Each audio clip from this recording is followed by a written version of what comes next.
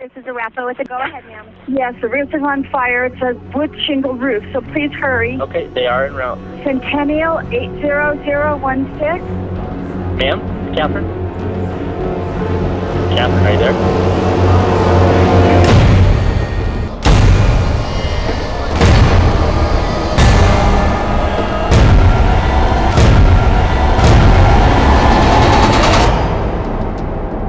We all know to call the fire department in our time of need.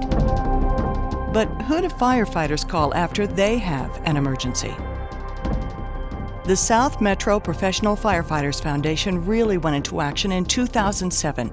And I was the union president at the time, and Brian Kopp was a firefighter paramedic for us, and he was killed in a snowmobile accident. And I remember going and talking to Brian's wife, and she said to me, she looked me right in my eyes and said, "How are we gonna make it?" And I was embarrassed because I didn't have the answer. We didn't have the money. We had never done a fundraiser. We couldn't just write her a check that day that I wanted to make up for everything, and it was a gut punch for me. And so slowly after that, we thought, well, we should do an event, and that happened in December. And by February, we were planning our first golf tournament. Our mission really is to help anybody in our community that's kind of like-minded with us, and that's to find a need and to support that need. We focus primarily on fire, police, and EMS, but we do have other entities in the community that we give money to. It's a couple of days before Christmas in 2011. South Metro firefighter Sparky Truax and a buddy get ready for their annual shopping trip. I came home and just caught him as he was heading out the door to go out for the evening. So one of the blessings is that I got to give him a great big hug and kiss, not knowing it was going to be the last time I ever saw him. There was a traffic accident, and then a blur, telling their daughter their son was too young to understand, planning a funeral. The foundation stepped in our emergency, and we were so blessed and thankful that they were there and able to help us on many different fronts. They were there to help me financially. They were there to help me with anything that needed help around the house. They were there to come over and talk at night when the house is quiet. So without them, it would have been a lot harder.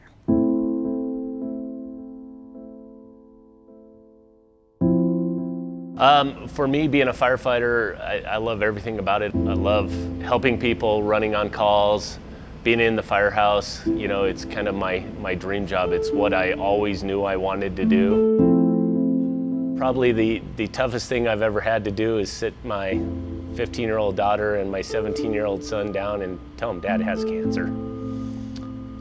Pretty tough thing to do. They didn't take it very well at first, and first couple days were pretty tough. John contacted me and kind of brought the idea of the foundation helping myself and my family out with the expenses that come from going through something like this. And what I'd really like to say to the foundation is I can't thank them enough for the support that they're giving myself and my family. You know, I've got all my brothers and sisters in the fire department that can help me mentally, but having somebody there that's gonna be able to step in if I need the financial support is a huge thing. I think there's something special about a group of firefighters bonding together, and this all started in 2007 when we said we're going to make a difference and we're going to do something, and we found like-minded people that attend our event, like-minded organizations that sponsor us. Health One and CarePoint have been awesome, and they support us because we're giving back into the community. We are really privileged over this last year to see the full impact of the benefits that the foundation has had on so many people's lives. So really, on behalf of the Health One family of hospitals, we are delighted to partner with the foundation on this event. We work with firefighters every single day. They bring us probably 25% of our patients. These are the frontline people that respond. We all expect them to be there when we're in need, and they are. They take care of us, and we need to help take care of them.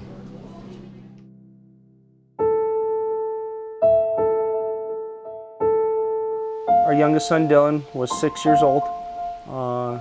He just had a common cold going on for about a week, and unfortunately he managed to get a strep infection in his lung, and it progressed very quickly. I was talking to him and he said his name weird.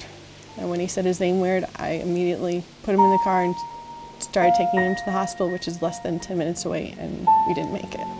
We were calling 911 and South Metro came and got him.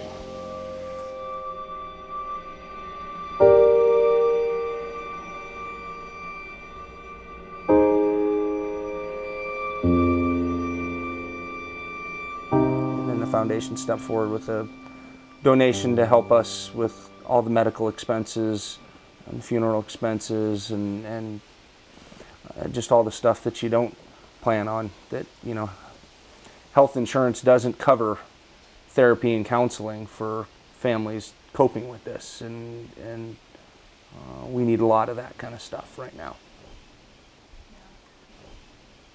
They came to us in a time that you just didn't know what to do, and they stepped forward and helped us out in a big way, and I don't know what we would have done without them.